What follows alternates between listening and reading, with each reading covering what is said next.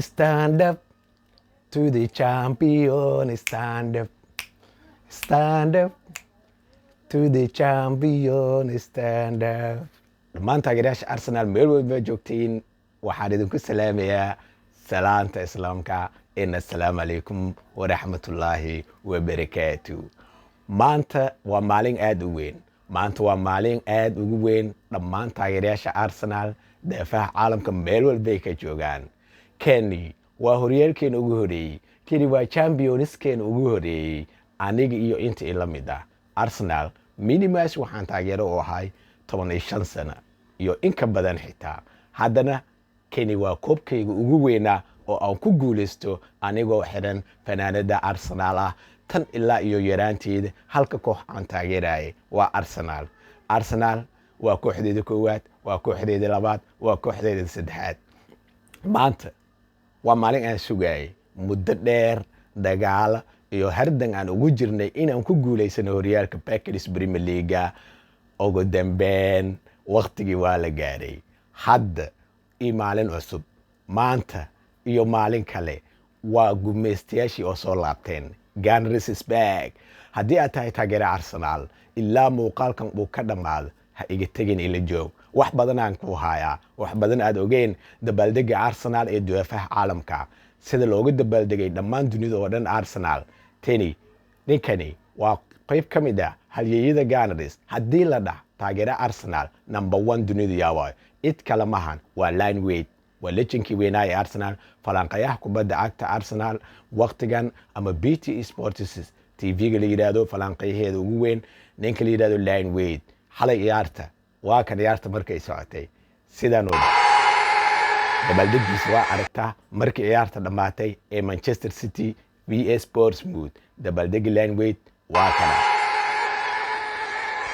haddana intaas kuma joojin. Line Wade wuxuu noo soo diray fariin qiiro leh asoo la wadaagayo dhammaan taageerayaasha Arsenal. lejankii weynaa ee Line Wade oo aan idinka wado fariin qiiro leh oo uu la wadaagayo dhammaan taageerayaasha Arsenal daafaha caalamka meel walba ay ka joogaan. fariinta waatan ee nidal dhegeyso marka hore. Arsenal fans, let me tell you something. Enjoy this. The celebration police will be out in force. Do not get nicked. Enjoy yourselves. Football's about moments, and this is a big moment. Enjoy it, and let's hope that in the finals and after the finals we have another massive moment. It's a great day. It's a great day. taageerayaasha Arsenal ee London United waa kan igina muuqaalkooda ila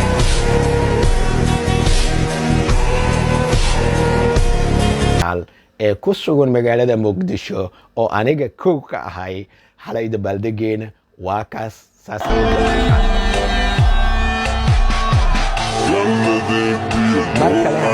qayb kale oo taageerayaasha Arsenal ah ee isla magaalada Muqdisho waatan xalay saanay u dabaaldegtay. tani waa qayb ka mid ah taageerayaasha ku sugan dalka Kenya ee kooxda kubadda cagta Arsenal oo sameeyay dabaaldeg ajiiba oon idna sameynin. Kani waa dabaaldegii ugu fiicnaa ee sanadka la dhihi karaa. waa kan asigan ila daabo.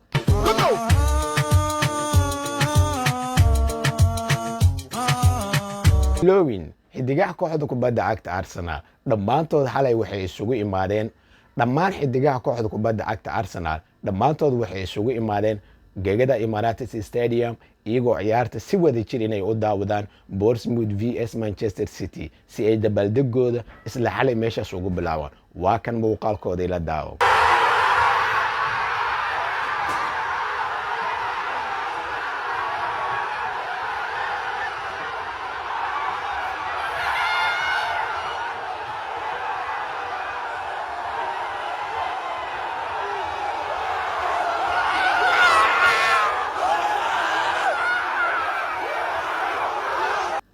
waxaa kaloona ka marneen dabaaldegii ajiibka ahaa dhammaan taageerayaasha Arsenal ay meel walba joogaan hal mar sare kaceen ay ahayd stand up to the champion.